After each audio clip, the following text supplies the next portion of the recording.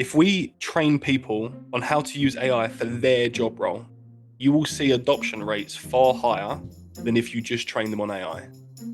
If I try and make someone who does marketing understand neural networks and model weights, they don't give a shit. If I teach them how to prompt, right, and how they can assist in their marketing workflow, guess what? They're looking at it with both open eyes because they're saying, I see how this impacts me now. Welcome to What Gets Measured, a Ninja Cat podcast about marketing, performance management, metrics, and effectiveness. Because what gets measured gets managed. I'm your host, Jake Sanders. Ben Etherington, co-founder and CTO at WebForge Development, has been a digital spark from the get-go. Learning to program at age 9 and then transitioning to making waves in the UK film industry with giants like Warner Brothers, Disney, and Netflix. Today, Ben has shifted his focus to helping organizations unlock their potential in the fast-evolving AI landscape. With his wide suite of skills and expertise in AI readiness, he's here to share how businesses can prepare for and thrive with AI. Ben, welcome to the show. Thank you very much for having me. It's a pleasure to be here. My man. Yeah, I found Ben on another podcast and just went on his LinkedIn profile and I was like, this is my hero. But before we get into AI readiness and data and all those fun things, let's talk a bit about this journey. What inspired you to pivot from the film industry into AI? Just kind of give us the overview. Yeah, for sure. So I think I like to put it down to foresight. I try to anyways. So around 2018, 2019 time, obviously I worked in the construction department in film. So that's scenic design, scenic building, set building, props, all of that sort of stuff, Nice. right? So that's very much my bread and butter and background of the film industry. But we did Mandalorian. I don't know if anyone's heard of the TV series Mandalorian. I think I have. It sounds very familiar. Yeah, just a little bit, right? So we shot probably 86 to 89% of that in one room, right? With no sets. On a Right. 360 green screen using Unreal Engine. Yes. Which at the time, I think a lot of people were like, this is cool. I looked at this and thought, this is fucking scary for my future as a whole. So I think it's really one of those from the perspective of, we started to see it early on, but I don't think everyone really put two and two together. Obviously, the year that I'd left, which was around mid 2023, was, I don't know if anyone knows, there was loads of writers' strikes going on. People were talking about AI likeness. People were talking about script writers having their jobs taken off of them and all that sort of stuff. And there was a big divide in the film industry. And obviously over here in the UK, we tend to do a lot of the construction for the American-based films. And then it goes back to the US for post-production. You guys are the masters of CGI, the masters of filmmaking. We just managed to build sets far cheaper and far more efficient than anyone else in the world. So that's basically the dynamic there. But I started to notice a shift and we were starting to rely on CGI a lot more heavily. When I first got started in film around 2014, it was a 6 to 9 month contract, a lot of builds, a lot of sets. And then it started getting shorter and shorter and shorter. And I thought it was because of the film length. No, it took 2 years to do one Star Wars film, which was the Force Awakens. It took us around 8 months to do Rogue One. Wow. Right. And then The Last Jedi, and they just kept getting shorter and shorter and shorter. And all I could put that down to is the fact that there has to be a lot more reliance on CGI, which is fine because at the end of the day, if it's a sci-fi film, you're gonna have CGI. Right? It was the same as like Jurassic World and Jurassic Park when we did those. There was a lot of CGI, but we did used to build the dinosaurs, right? Like we used to do creature effects, right? Where we would have a full-on dinosaur with solenoids in the eyes and the triple eyelid that blinks and all that sort of stuff. Like, it's crazy the robotics that they do in film. Oh, I love that. Yeah. And the contract started getting shorter and I started going, what's going on? And then obviously as I started getting interested in AI, people started protesting and that made not job placements hard over here. Without tooting my own trumpet, I was quite well known in the industry, so I never struggled for work as of such, but I saw the amount of people working go from like 700 men and women to like 300 men, women, right? So the industry cut itself in half. And at this point, I was already using systems like, I don't know if anyone's heard of the tool called Wonder Dynamic, which is a company that specializes in basically AI stitching characters in and out of scenes. So you can take a scene, map a character, put all of their skeleton on it and the trigonometry sit behind it. And then they just pull it out and you can just plug in a new character, a cartoon character, a render of yourself, anything like that. And It was in the early stages, but obviously, as anything with AI, I always tell myself this is the shittest it'll ever be. No, When you that's first that's see that's the something that's the new. rephrase. That's the common. Of course, right? Like this is the worst it'll ever be, and Right. in 6 months it'll be better, and in a year it'll be even better. So I'm looking at that, thinking, okay, I'm only 25.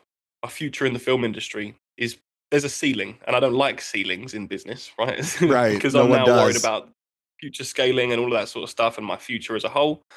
And it was one of those where I noticed the industry was going to go through a vast change, and I don't think they've quite accepted it yet. A lot of the investors have. I can Mm, assure you of that. mm. I know a few people that pulled out 800 to over £1 billion worth of investment instantly as soon as that protest started going on.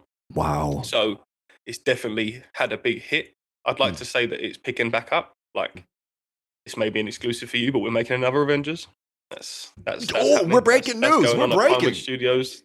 So that could be. I'm not signed to the film, so I'm not NDA'd, so I can talk about it all the time. Yeah, do that. But Leak yeah, it. there's another one of them coming. There's a few films in the pipeline that I think people will be excited about.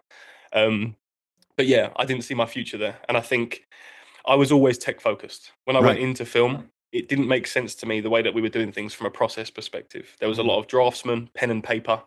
There was a lot of people being paid ridiculous amounts of money to stand around for 3 weeks waiting for a drawing, like just money being burnt. And Sure. when people turn around and say, how much does it cost you to make Star Wars? And it's like, yeah, about 460 million.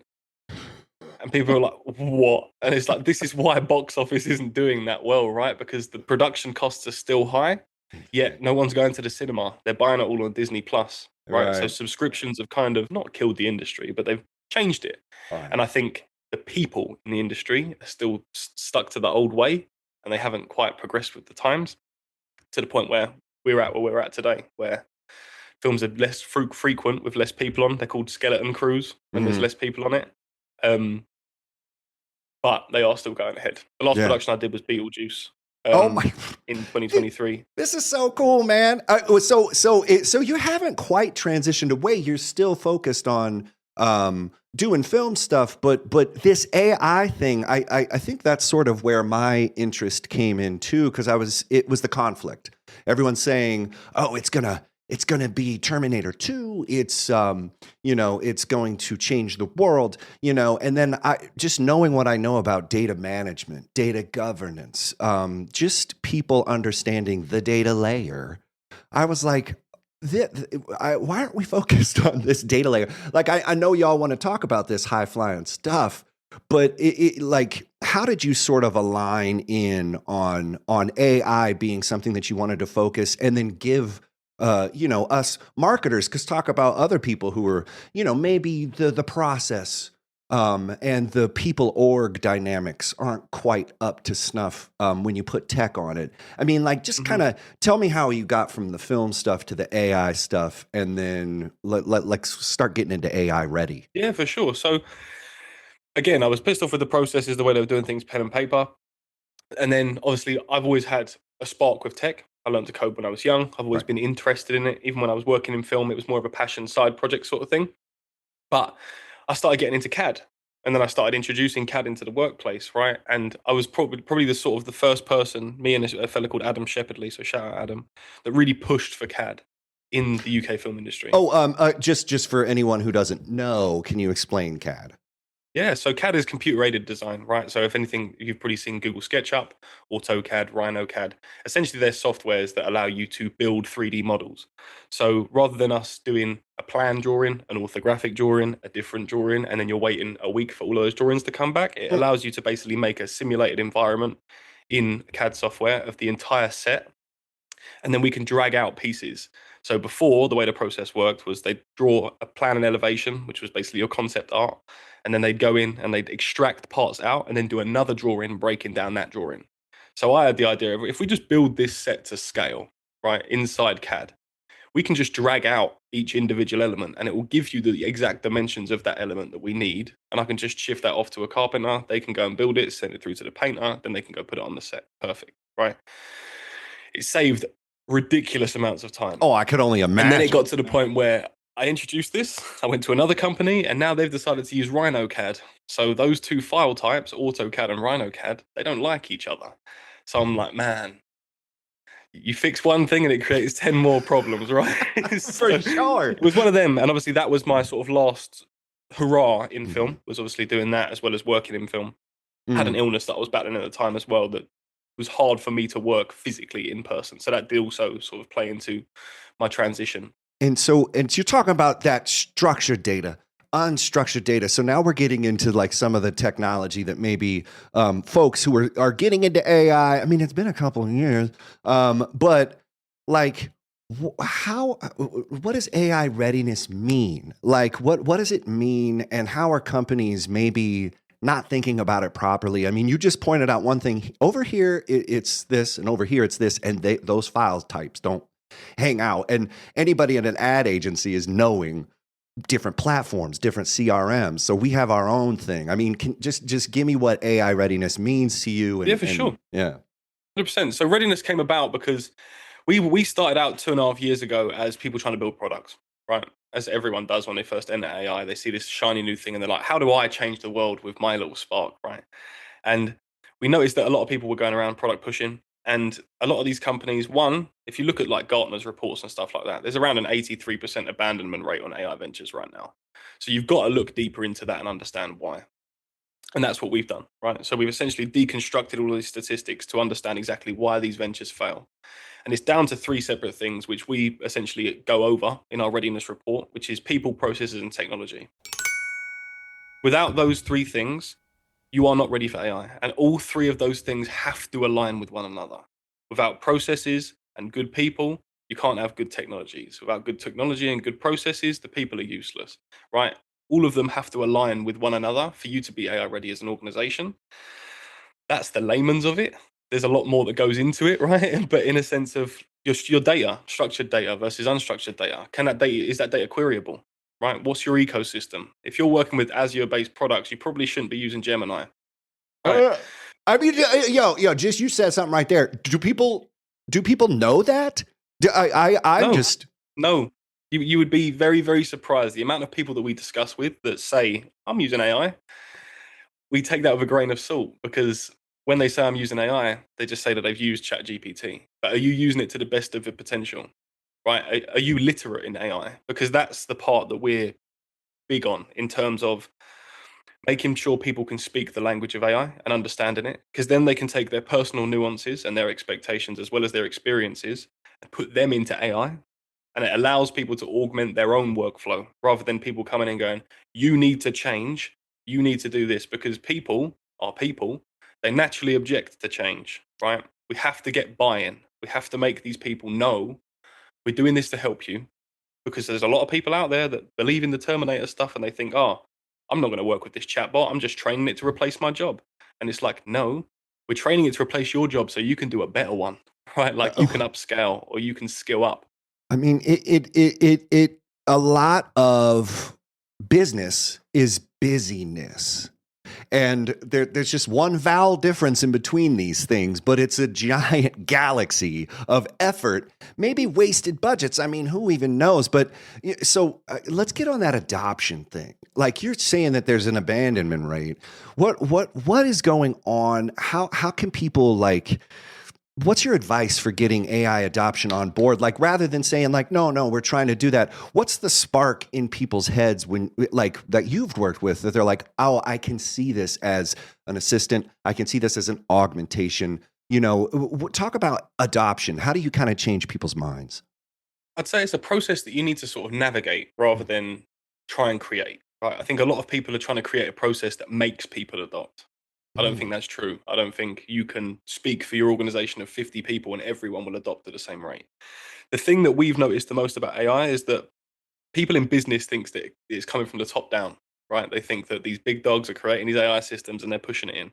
What you really need to do is embrace technology coming into your business from the ground up, right? Mm. There's probably people at your organization already using AI, right, to assist in their workflow. Okay. Employees are picking it up far quicker than business leaders are, purely from a perspective of if I can go to work and do 50% of what I was doing and Right. still get paid the same rate, it makes sense, right? And to us as business owners, that makes sense. So embrace that, right? Understand that this person within your organization, we label them as AI champions. is essentially doing God's work, right? They're looking at it from a lazy perspective, and they're using the technology at their understanding. Right. But the thing from a business leader's perspective is that there needs to be oversight and there needs to be literacy. If you understand AI, then you can help that individual. So there's one danger with allowing people within the organization to just go run riot, and you know what it is: cybersecurity, Mm. right? Intellectual property, using data models and putting PLL information into them. Mm. That sort of stuff needs to be sort of policied, right, and made within sort of internal policy making within the organization and training. This is the thing: is that if we train people on how to use AI for their job role, you will see adoption rates far higher than if you just train them on AI. If I try and make someone who does marketing understand neural networks and model weights, they don't give a shit. If I teach them how to prompt, right, and how they can assist in their marketing workflow, guess what? They're looking at it with both open eyes because they're saying, I see how this impacts me now. Quote bomb. You know, I'm wondering if one of your skills is the fact that you were highly technical, highly literate in data and stuff, but your work in the film industry got you thinking about the end product. Most people are really caught up in the weights, the models, the methodologies. I think, and maybe I'm speaking out of turn, but I think that you knew that there was something that a whole bunch of people were going to see with their eyes. And so I think you kind of were like, we better bring the receipts, and I love that it isn't technical information that's going to give inspiration. It's going to be personal. It's going to be something that you can do. And a second part, could people explain their jobs to a 5-year-old or a 6-year-old? I don't think a lot of people could. They'd be like, well, I do a lot of complicated, No. Just tell me exactly what you think you do. What do you think your job description is? Because I bet we can find some things that you don't really want to do, and we could find an easy way to do it. So thinking about y'all ain't looking at the abandonment rate. It's high. Adoption is a problem because it's not personalized. But how do people track the ROI of the AI initiative? If you do give somebody we got to automate their small little tasks, how do you track the impact? Of course. So the way we look on things is that you've got two different metrics that you gain from AI. It's either revenue generation or time saved, right? Which directly ties back to revenue generation, right? Which is the beautiful part, is that if you're saving time and you're saving money. So it's one of them. You really need to lineate exactly what the solution is at hand and how that's going to be serving the organization. And then essentially we need to look at how that task is tracked manually. How many hours does that take to do manually, right? How many hours does it take within an augmented workflow? And if there was full automation, how would that do? So when we sort of predict ROI for initiatives, we'll give a minimum scenario, maximum scenario, middle scenario, right? Here is basically the range based on the time saved and the amount of individuals that it will affect within your organization. This is how we can accurately predict ROI on this product. A lot of people, this is why we're so ROI heavy, is because a lot of people that are doing the product pushing side of things, which is inevitable, it's going to happen, right? Oh, yeah. They're promising ROIs that they don't even fucking have, right? Like so many of them. They're like, I'm going to optimize your organization. First of all, you don't understand my organization, right? You don't understand the nuance of the way data flows. You don't understand the way that my data is siloed. You don't understand the way that my people communicate with each other. If you don't understand any of that, you can't promise me a 10x return on my investment, right? I don't care. But it's so nice because when the peddler comes with that sack, whistling that tune, you're like, oh, look at this. We could have something. And that's something that we're experiencing at NinjaCat. Like, our AI stuff is very small based on proprietary information. It needs subject matter expertise at every step of the way. And you need to keep checking it. And you got to feed it with the good thing. And you have to have the quantitative. You have to have the qualitative. You have to have the people. You have to have the process, or else you ain't got that tech. I've said that before. Ben, we are aligned. I'm wondering if we're doing a mind meld right now. Is this a force dyad? I think this is what we're in. I think so. I think that's what we're going through right now. Okay, great. That's what we're going through. And the audience is going through it too. So talk about overcoming that fear. I mean, you said that you align it with a personal thing, but I think that what you said about the film industry is like, whether you're afraid or not, the money holders have made the call already. So y'all can show up to today, or you can take your own time, but we're all here. I mean, it isn't really fear, but like, what is it? Are people afraid to fail? Are they afraid to succeed? Maybe? Is it change? I'm just like, how do you get people kind of shaked off that? I think it's one of them. Like, it depends on the individual, of course. Like, what is your worry, right? Like, we can navigate around that based on obviously facts as well as things that we do not understand, right? And I think the first thing that we do is everything we do, we lead with integrity. Like, a lot of people, if I came to you and said, I want AI, the first thing you do is try and sell me something, not yourself, but a lot of product people, right? SaaSes and all that sort of stuff. The first thing I do is turn around and say, why? I saw Right? that post the other day. You were like, if you're thinking about It's, AI, the it's the first first question thing, has right? to be Because why.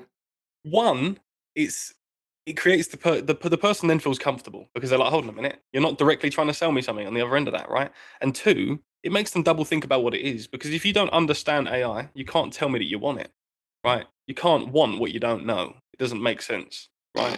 A lot of So marketers would if argue that's with you fear, there. yeah, I'm sure they would. But if that's that fear that's driving you towards that, you've got to understand, is it pressure from the market? Is it pressure from competitiveness, right? Where's that pressure coming from that's stressing you out? And understand what it is that they're doing that's making them feel less stressed about it and what you're not doing about making you feel stressed about it, if you get what I mean. Like, in a sense of that, really just look around. One, become AI literate. If you even thinking about AI within your organization, you need to be able to speak it. Otherwise, 10 AI professionals, there's a lot of experts out there nowadays, are going to talk to you. And if you cannot vet what they say, you'll take it as gospel. And this is why there's an 80% abandonment rate, because there's a lot of people out there that build great products but don't understand business use cases. And that's the difference, is tying the great product to the business use case. If it doesn't have, like within our readiness reports, I say this to all of our clients, if I don't have, my recommendations within your organizations will always tie to your top and bottom line. If they don't, there's no point of automating it, right? Because the processes that you have directly tie to your top and bottom line. So if we're going to make recommendations of AI, then they have to tie to the same individual things, right? Like, I'm not going to build an AI that constantly tells Barry he's a good boy. That doesn't make sense, right? Like, it doesn't directly tie to top and bottom line, but it can be done if that's the thing, right? Yeah, if that's what you're measuring. And so you were talking about ROI. My comeback for ROI is ROY. Now, so we like to bring some why into the mix, but I want to hear a what. I want to hear a win. I want to hear a story. Can you tell us like a Cinderella story about AI readiness? Like you worked with somebody or you heard about it and you helped them achieve those results, and then like, you know, just kind of give us a like those scenarios. I mean, you I'll outlined it, but give can you you a. give me a real one?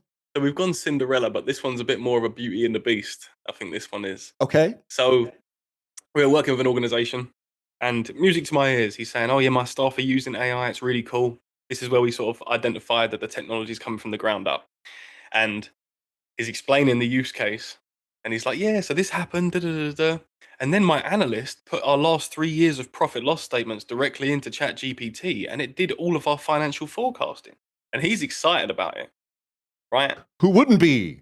My face dropped. If you saw the video, it was like, yeah, yeah, no way.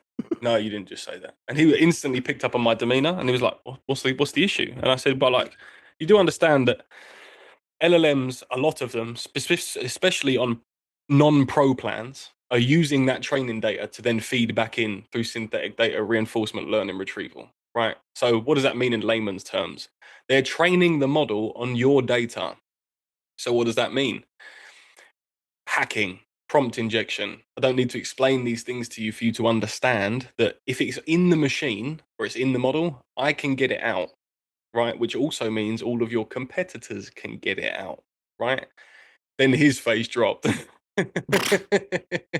And this is when obviously I started talking about local models and speaking about sort of things that you can do internally to make sure that the cybersecurity risk isn't there. You can have your own servers, you can have your own data centers, you can have your own weights, right? Like you can go with open source models that aren't directly tied to a data center that's being managed and governed by an individual. But that was probably the biggest breakthrough moment that I've had from someone, from a, oh God, like they thought they were running like the wind. And then it was like, no, hold up, because you could potentially get sued for this, right? Oh, Like with regulation around the corner and things changing constantly, you're lucky you're in America, because if that happened in Europe, you'd be on the news of every newspaper, because they've got crazy regulation over there. Luckily, I'm in the UK. We're not governed by them, but if that same situation happened in Europe, they would have done their damn right best to make an absolute point out of it. Similarly to Chevrolet over in the US, oh when they my. had that blunder with the chatbot that sold 6 Chevrolet trucks for $1 because Oh, and someone then prompted. what? There was a Canadian airline, or was that like a?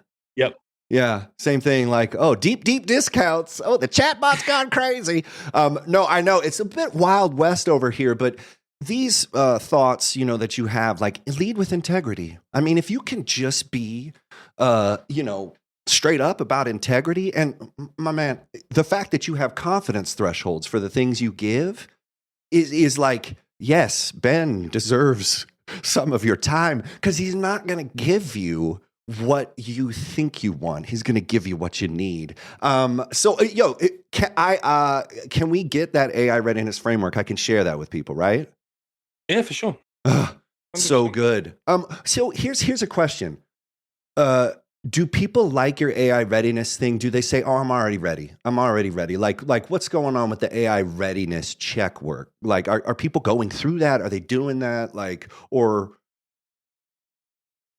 Yeah, so the readiness report is obviously, it's basically findings and recommendations, and then we format that into a 90-day implementation cycle of how Mhm. you can become ready, right? Mm. And that's broken into 2-week sprint-based phases, which we then stay on hand to basically sit with the individual, make sure that they're achieving said goals across the entirety of the deliverable. So there's a level of consulting to it as well. It's not just we'll give you a report and then we're out. It's up to you, you deal with it. We are on hand to answer questions, as well as be able to put in partners that can do the development, or people, maybe even hire for talent. There's a lot of people doing that right now. I tend to prefer upskilling, because these hires right now are asking for way too much money for something that you could learn in about 6 weeks. So it's like you put AI on the front of any job name right now, it's 50 grand more a year. And it's crazy, right? Just because you've learned to prompt is nuts. And if you've really got the individuals that have got the knowledge in your workspace, so we'll bring them up. So there's very much a consulting side to it as well. But the readiness report framework is essentially getting you ready in a plan-based format. If we know that you need hires, we'll write down potential for hires. If we'll do an employee spotlight, we'll appoint an AI ambassador within your organization, as well as work with them one-to-one to make sure that they can actually distribute that information when people come to them. My Lots of man, stuff we do, man. I can't. I'm just thinking, like, what you need to be ready for AI, you already have. It's people. It's knowing. Adaptability. It, it, Adaptability. That's the only thing that will stop AI. If you can adapt, your people can adapt, and you're willing to adapt your processes, rather than saying the process works, the people are the wrong thing.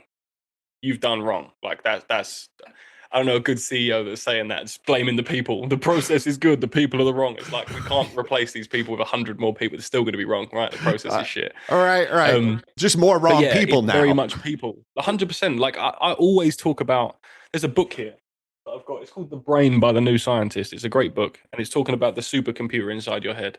And people forget about how close humans and AIs are, right? Like the way that humans learn, repetition, the way AIs learn, reinforcement learning, it's the exact same thing. We're just giving it different names, right? A Mm, lot of the names and nuances that go into these models, inference, right? That's another one that people talk about, and it's like, that's a human trait, right? yeah, Like a lot of these sounds are human traits. sounds so familiar. I actually wrote a little piece about the multi-layered intelligence engine. It's like a brand new thing, like you've never heard of it. And at the end of the article, I reveal it's your brain. Yeah, And it's not only that, it's like it's working outside of your brain. It's working with your body. It's working with the environment. There's so many amazing things. But if we just had some respect for people, we could do some amazing stuff with AI. And your advice is piece of that. But I want you to boil it all down. Give me like one piece of advice for leaders who are listening today who maybe feel overwhelmed, or what could you tell them, and give them some confidence to take that first step?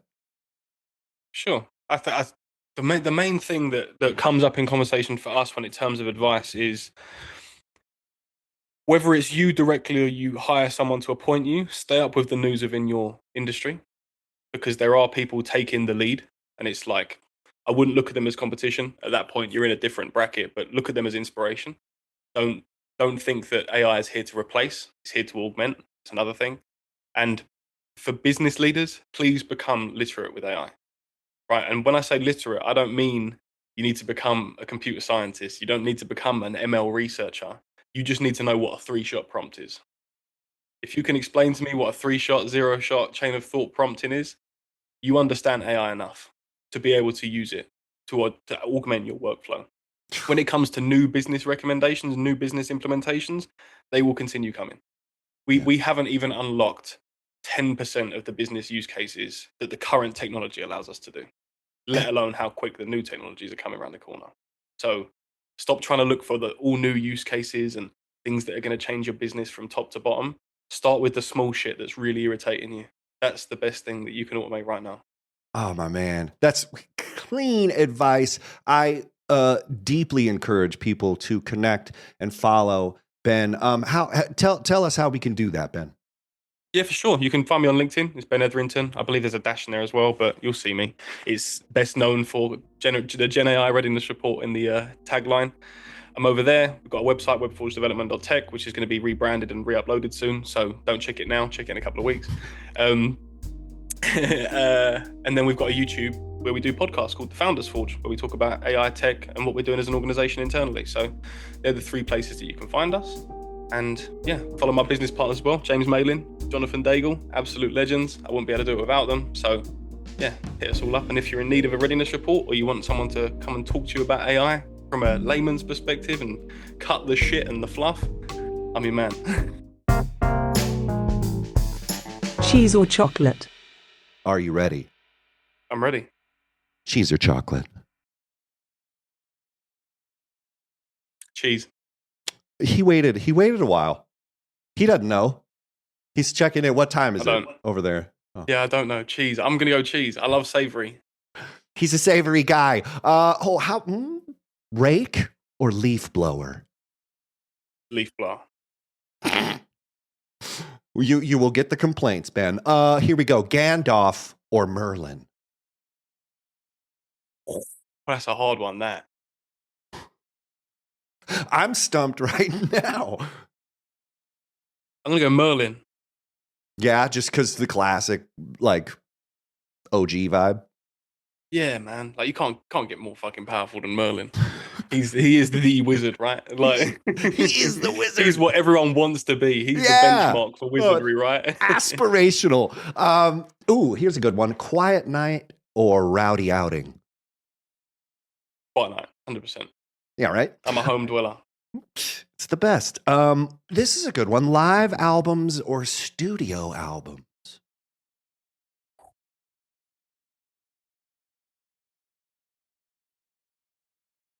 Live albums if I've got no headphones on, studio albums on if I've got sound headphones on.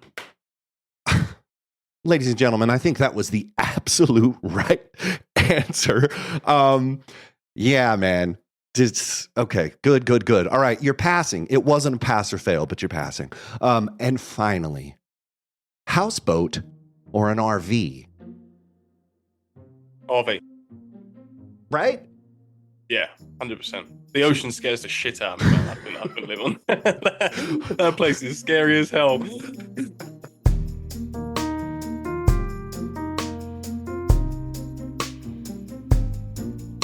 What Gets Measured is a Ninja Cat podcast. Please rate and review the show wherever you find your podcasts. Share this episode on social and visit us on the web at ninjacat.io.